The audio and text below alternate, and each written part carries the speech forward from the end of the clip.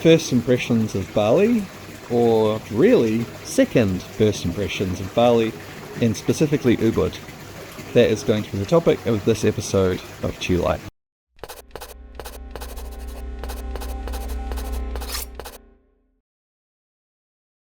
Alright, I decided not to leave you hanging too long before I let you know where the first stop on these travels of mine is.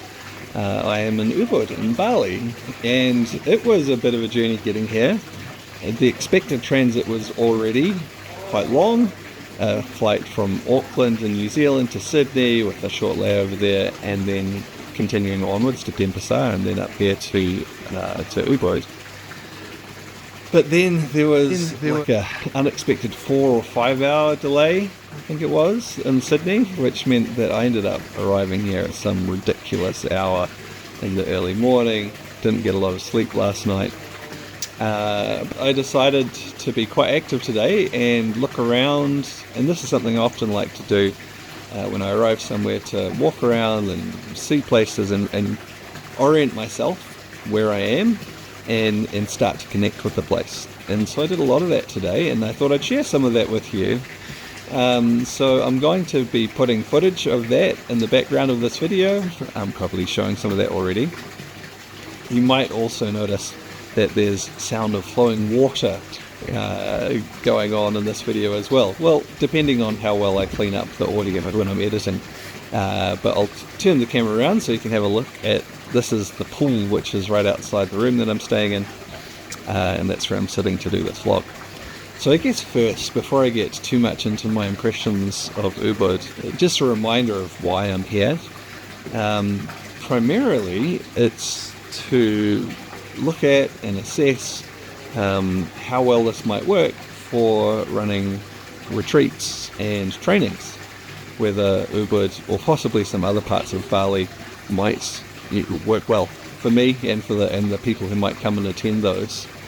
And I saw some of the potential of this when I was here immediately prior to the pandemic, and that's why I'm back again to check things out a bit more fully, and also to see what they're like now after over 4 years since I was here before, to get a little bit of a comparison. So, some general impressions of Bali, and specifically of Ubud. One of the things that I really like here is that there's this, they have a real respect for beauty and aesthetics here. There's often a lot of effort has gone into the gardens and into the buildings themselves, and they often have different statues and things like that. And a lot of this is connected to their religious or spiritual beliefs. And you'll be familiar, if you've watched the vlog for a while, that I have a fair degree of caution about people going too excessively into different aspects of spirituality, because there can be all sorts of issues. I won't go into them too much here, but where it becomes a way of deflecting from other issues, or a means of power and control. There's all these potential issues with different aspects of spirituality that can take us away from reality. Now, at the same time though, I do think there is a place for spirituality in healthy balance. And one of the things that is beautiful about this place, Ubud, a lot of people say Ubud and Bali in general has a special energy to it. And maybe part of that's down to the land, but a lot of people also put that down to the spirituality of the people here.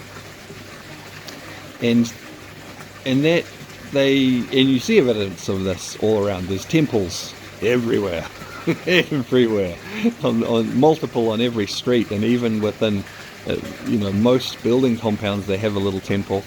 And then they're also constantly making these little offerings as part of their religious beliefs as well. Now, I'm not suggesting that necessarily, that's something that people need to do to have that kind of spirituality in their life. There's other ways you can have spirituality in their life. I think, though, having a place where so many of the people are putting their attention on, I hesitate to call it something that's out of the ordinary, because in my opinion, spirituality should be very ordinary. it really should be connected to our daily lives and what we do, just the practicality of our lives. So maybe not out of the ordinary, but an aspect that often we don't focus on when we're too busy with other things. And, I guess again, in my view, practical spirituality is, it's a way to find a deeper meaning within the normal realities of life. Yeah. And in Ubud and in Bali in general, it's a specific type of spirituality, religious practice that they do, of course.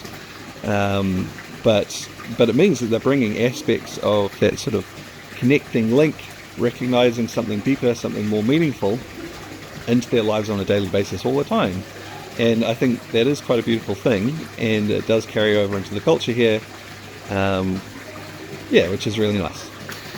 So another thing is that the place is really green and really lush. It's tropical, and that means there's beautiful vegetation everywhere you go, everywhere you look, in between all the buildings. In fact, if you look between, any couple of buildings, wherever there's a gap where there's not buildings, it'll be filled with sometimes some banana palms, but then rice fields. Sometimes you might think, you need to get out in the countryside to see rice fields. No, even right in town, just anywhere there's a gap between buildings, it'll be these lush green rice fields. And there's this flowing water. A lot of that flowing water is just flowing through drains. Of course, there are more natural waterways and rivers as well. And of course, having that much water is really important for those rice paddies, those rice fields. But it also means that in general, the place is really, really lush. Part of this contributes to a particular aesthetic that you have here, though, as well, where there's kind of this balance between things being just kind of happily run down, just kind of like run down but still cared for. Because, as I mentioned earlier, they really do care about the aesthetics. But things do also get this run-down look, and I think a lot of that comes from the tropical environment. So much moisture, so much humidity that tends to sort of break things down. Bali and particularly Ubud, it has its own specific vibe, its own particular aesthetic, which, I like. And I think, clearly a lot of other people like as well, because so many people come here as tourists or to spend time here. And in particular, a lot of people come here to focus on things related to healing arts, specifically yoga, but other healing arts as well, and things relating to spirituality and to energy. There's not a huge amount of Qigong here, although there is coming to be more Qigong here than there has been previously. It's like everywhere in the world, awareness of Qigong is growing, and so, just from looking around today, I've seen evidence of, there being a bit more Qigong available here than previously. But people are coming here, or a lot of people, not everyone, but a lot of people are coming here with that type of activity, that broad general type of activity in mind. And so because of that, you have this interesting mix where there's definitely a lot of authentic Balinese culture, but then there's also a lot of things that are specifically oriented to Westerners who've come here as well. And from my point of view, in terms of maybe running retreats or trainings here, it's quite a nice mix, because you do get exposed to the authentic culture, but it means you have lots of things available to you to make your life easier and more comfortable as a Westerner in a different environment. One of the things here as well that's really interesting is, there's a lot of diversity here in many different ways, and one of those comes down to accommodation. One of the cool things is you can have everything from very basic and very affordable accommodation right up to luxury and almost everything in between within a relatively small space, small area. So it can cater to lots of different people's needs, preferences as to the kind of accommodation they'd like, and then also the kind of budget they have. And so I think that makes it potentially, that's a good positive in terms of maybe being able to run retreats or trainings there. One of the things I don't like so much about Ubud and some of the other developed parts of Bali is the traffic. The streets tend to be busy, lots of traffic, cars, lots of scooters as well. And of course not all the streets are super busy. There are quieter ones as well, and you can find quieter ones. But you know, you can walk around Ubud, but you're going to be walking through traffic significant parts of the time. Not so fond of that. But then at the same time, a lot of the way the buildings are set up is they're set up as enclosures. And so you have, even off a really busy street, you'll have a little gateway or archway.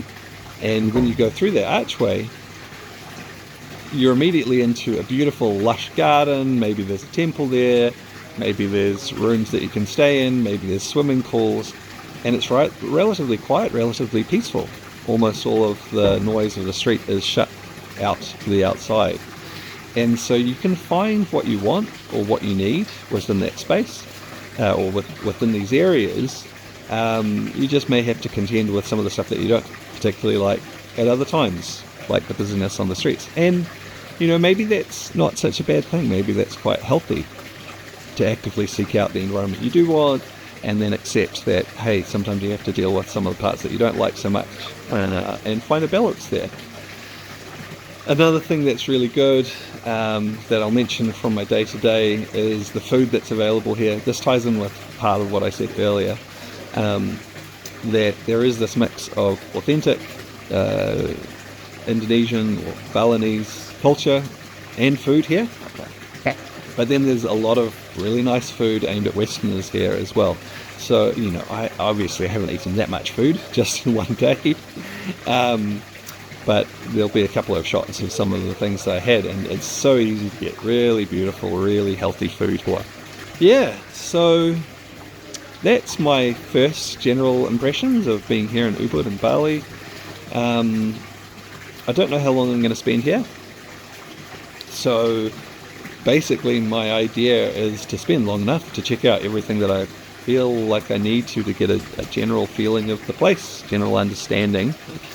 And then also check out some other areas in Bali to see what's there and see how that might work, possibly again for retreats or training. And yeah, I'm flexible about how long I'm going to spend doing that. So if you're in Bali right now or will be soon and you're watching this, maybe get in touch. We might be able to meet up. That would be cool.